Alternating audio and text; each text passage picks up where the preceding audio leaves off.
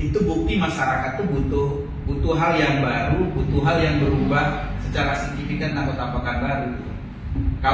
Kalau mungkin polling di situ berada di posisi yang menang orang-orang yang di birokrasi atau orang-orang yang selama ini ada, itu buktinya masyarakat kan baru nggak pengen berubah, udah puas aja sama situasi yang ada.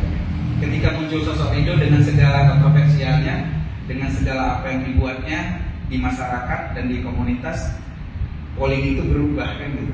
Dan saingannya ya waktu itu izin Bang Uun, Edo di atas Bang Uun.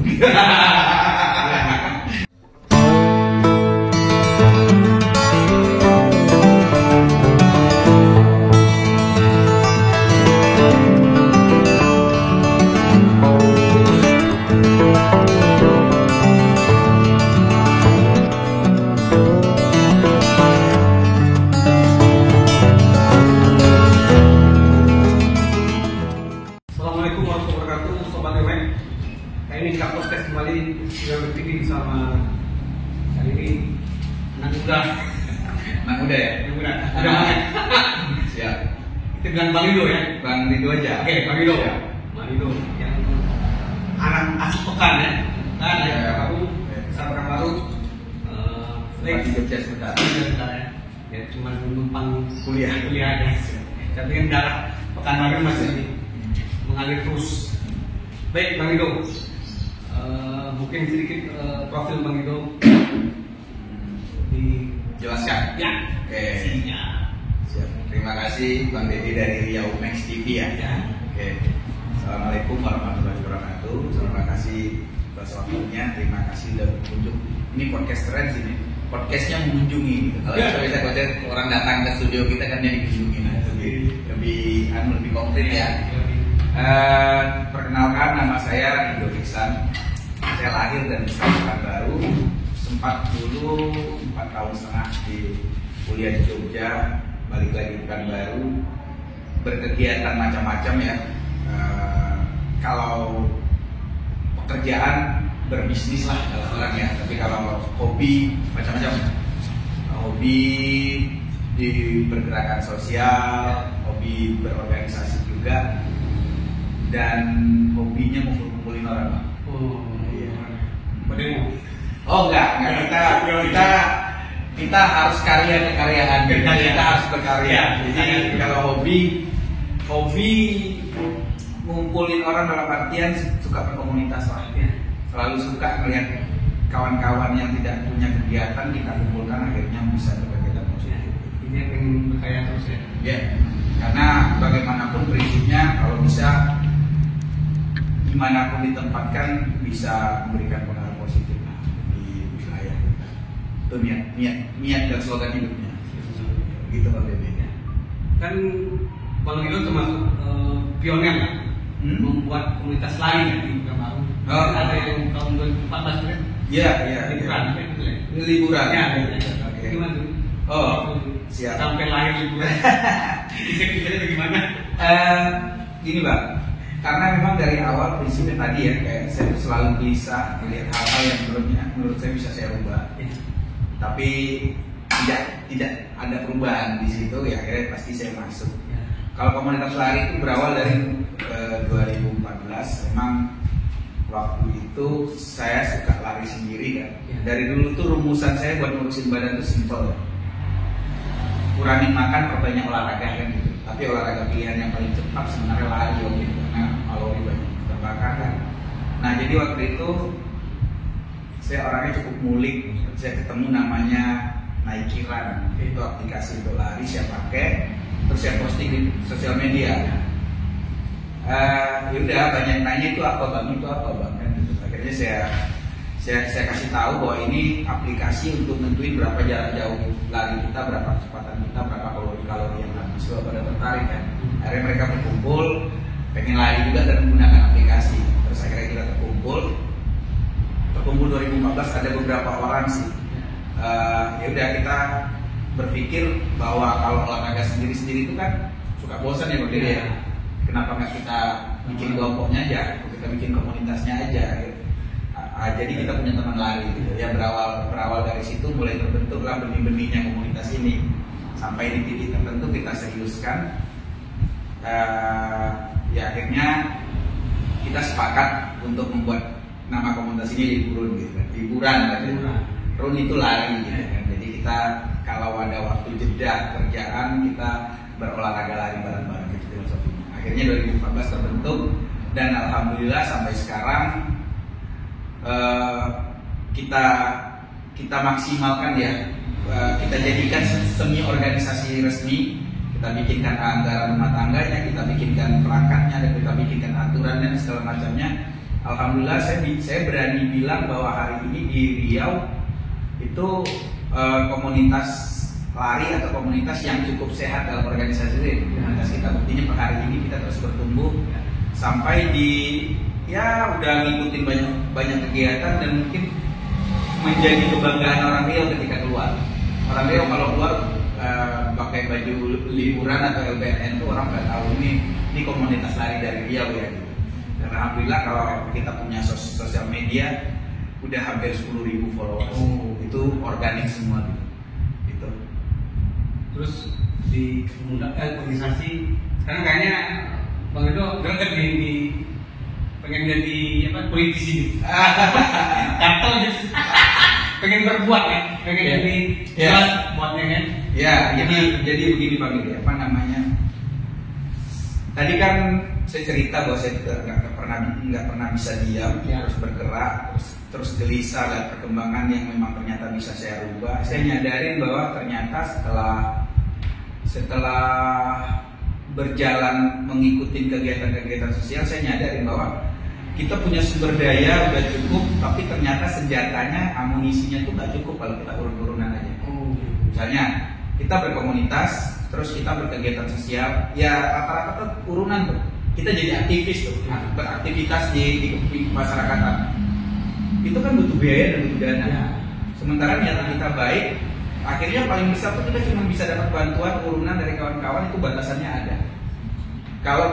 Kalau kita berada menjadi bagian pembuat keputusan atau bagian dari untuk memutuskan anggaran yang menjadi hak kita punya peluang untuk bisa dapatin dana yang lebih besar dan punya peluang untuk berbuat lebih besar untuk apapun juga di daerah kita atau di kota kita atau mungkin di kabupaten kita atau di provinsi Riau. Nah akhirnya kepikiran kenapa saya nggak coba masuk ke dunia itu saja biar efek terhadap apa yang diperbuat selama ini bisa lebih besar. Karena kita punya hak untuk ngatur pemerintahan melalui legislatif, eksekutif, bisa bernegosiasi dari sisi budgeting, dari sisi peraturan, dari sisi pengawasan yang nanti efek positifnya buat masyarakat bisa lebih besar. Makanya akhirnya kalau nggak salah emang di 2019 awal saya mutusin kayaknya paling pas saya bakal terjun ke dunia politik dan mulai dari 2019 kan mungkin ya udah mulailah menampaki semuanya sampai ke titik sekarang. Begitu. Sampai polling wali kota kan menghebohkan peta ya. Nah di situ sebenarnya Bang Dede kita bisa ini ya, maksudnya bisa menyimpulkan dalam tanda kutip mungkin nggak bisa kita jadikan itu kesimpulan seutuhnya, tapi bisa kita simpulkan bahwa ternyata ada keinginan sebagian masyarakat Pekanbaru untuk Pekanbaru itu ada perubahan yang mendasar. Untuk Pekanbaru itu punya perubahan yang cukup besar, itu buktinya. Karena ketika polling itu dibuka di saat semuanya belum sama-sama melakukan kegiatan yang masif ya alhamdulillah kita bisa berada di posisi atas. Berarti hal yang kita lakukan semalam per hari ini mereka menganggapnya cukup positif kan gitu. Itu yang maksudnya saya ngerasanya bahwa itu bukti masyarakat tuh butuh hal yang baru, butuh hal yang berubah secara signifikan atau tampakan baru. Kalau mungkin polling di situ berada di posisi yang menang orang-orang yang di birokrasi atau orang-orang yang selama ini ada, itu buktinya masyarakat Pekanbaru nggak pengen berubah, udah puas aja sama situasi yang ada. Ketika muncul sosok Edo dengan segala kontroversialnya, dengan segala apa yang dibuatnya di masyarakat dan di komunitas, polling itu berubah kan gitu. Dan saing-saingannya ya waktu itu izin Bang Uun Rido di atas Bang Uun. Kalau per hari ini Bang Uun di atas Rido. Kan jauh hari sebelumnya. Iya, karena Bang Uun sekarang udah masif kan, dia punya program yang masif dan dia punya budget dan anggaran. Makanya per hari ini ya saya berani menyimpulkan bahwa sebenarnya ada keinginan di masyarakat untuk pengen menyamakan Pekanbaru dengan kota-kota besar yang ada di Jawa dengan progres pertumbuhan yang luar biasa. Oh iya, pertumbuhannya ya apa istilahnya tuh lebih signifikan lah gitu. Karena kan sekarang lagi demam kepemimpinan muda kan, dan terbukti bahwa di Pulau Jawa di kota-kota besar pemimpin yang berusia muda dengan visi yang luar biasa itu bisa merubah kotanya menjadi kota yang lebih drastis perkembangan yang positif, cepat. Karena kenapa? Selalu orang-orang muda yang mungkin berangkatnya dari luar birokrasi, mereka selalu punya pemikiran off the box ya. Ya, orang-orang yang kreatif gitu. Sementara ketika kita punya pemikirannya nggak runtut, kreatif itu pasti selalu ada ide baru kan. Nah, kayaknya anak-anak Gen Z dan milenial itu yang begitu gitu. Karena kalau misalnya kita melakukan hal yang sama, terus perubahannya minimal, tetap aja bakal kayak gitu aja. Kayaknya saya coba nyimpulin seperti itu dari hasil itu. Ini lebih spesifik. Ini dapil Bukit Raya saya. Kira-kira apa Bang yang udah kan sebelum tadi kan abang cari yang swing voter kan, yang belum ada pilihan terus ataupun bagaimana strategi? Enggak, kita sikat rata sih, sikat rata. Enggak swing voter juga. Kita mesti nilai ya, kalau kita secara tim menilai bahwa pemilih itu kan ada layer-layernya. Ada layer yang muda, ada layer swing voter tadi, ada pemilih yang ibaratnya konservatif gitu kan, ada yang udah punya pilihan ya. Kita punya trik dan treatment sendiri Bang Dede. Ya kalau kita cukup diuntungkan di swing voter sebenarnya. Karena di swing voter itu kan pemilih yang lebih rasional kan ya. Mereka lebih berpikir bahwa ini bergerak, ini telah membuat sesuatu. Memang itu yang kayaknya paling dominan jadi pemilih kita, tapi kita tidak mengabaikan pemilih-pemilih lain. Ya kita juga kadang-kadang melihat kasus per kasus di macam-macam daerah ya. Ya di wilayah tertentu kasusnya seperti ini, ya kita coba menawarkan apa yang menjadi program kita ke depan terhadap permasalahan-permasalahan mereka. Yang intinya kita datang terus ke daerah-daerah yang kita anggap membutuhkan treatment khusus nanti ketika dewannya duduk gitu. Dan kita menawarkan program kita, saya menawarkan diri saya untuk berkhidmat ke mereka, untuk diwakafkan ke mereka. Ya ketika saya duduk, saya adalah bagian dari kalian yang mungkin bisa menyampaikan dengan cepat atau menjadi corong kalian ke pemerintahan ketika permasalahan kalian tidak terselesaikan di sini. Itu yang kita tawarkan, dan kita masuk ke daerah semuanya sih. Kalau strategi semua kita buat bikin, laut, strategi darat, udara, laut, dan langit. Iya dong, langit kan berdoa lebih banyak. Ya kalau misalnya laut, darat, sungai, udara kita lakukan, tapi langit nggak kita ketok. Itu nggak nggak jadi. Ya, gitu. Jelas ya, langit. Langit tuh tetap tiap hari tuh kita ini lah. Jadi biar langit yang atur lah. Kira-kira ada nggak yang signifikan lagi yang pengen yang Bang Rido? Gini, kita sebenarnya ada pilot project yang kita buat. Kita ada pilot project. Kita pengen di Bukit Raya saya ini ada kampung-kampung percontohan.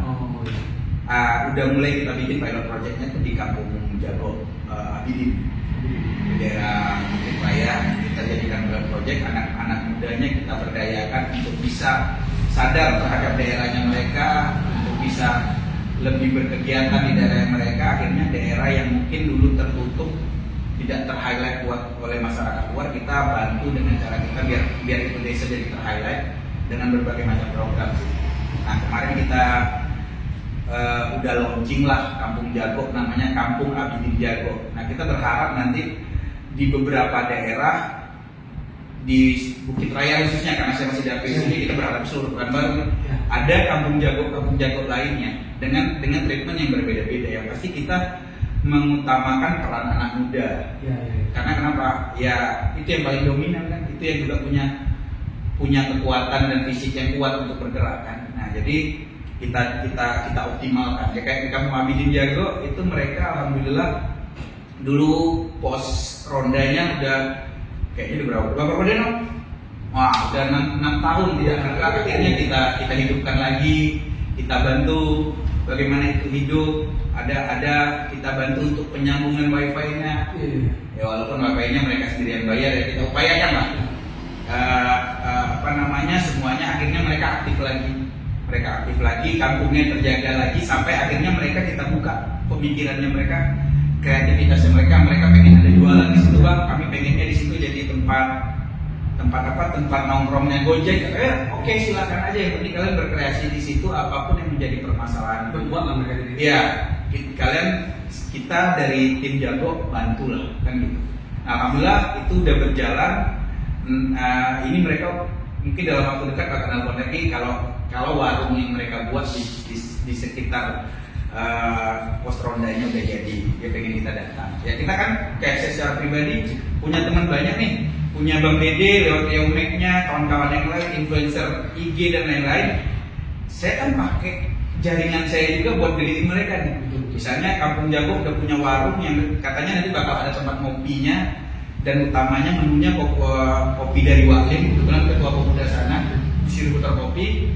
Ya kenapa nggak kita main ke sana aja, bahwa ini ada tempat nongkrong baru nih, gitu, dengan pesona kampung gitu kan gitu. Ya, itu peran saya dengan kemampuan saya lakukan yang seperti itu. Nah, saya berharap nanti ada yang baru-baru. Ya kayak kemarin, alhamdulillah kebetulan dari tim kita punya kenalan dekat sama Bu Aisyah Dahlan ya.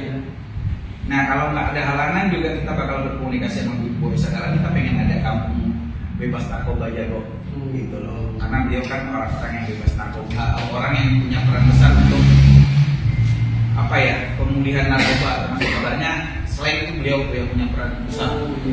Ya kita pengen lah terus berbuat ya gitu. Nah, kalau program lain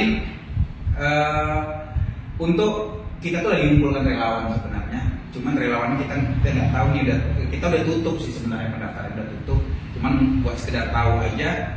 Kita punya tim relawan yang kita seleksi sekitar 40-an orang. Nanti kita manfaat dari jadi relawan, mereka bisa belajar tentang organisasi, mereka bisa belajar politik, mereka bisa belajar tentang kemampuan soft skill ya, belajar personal branding, belajar public speaking, dan banyak hal yang mereka bisa dapat untuk bisa tergabung jadi relawan Jago.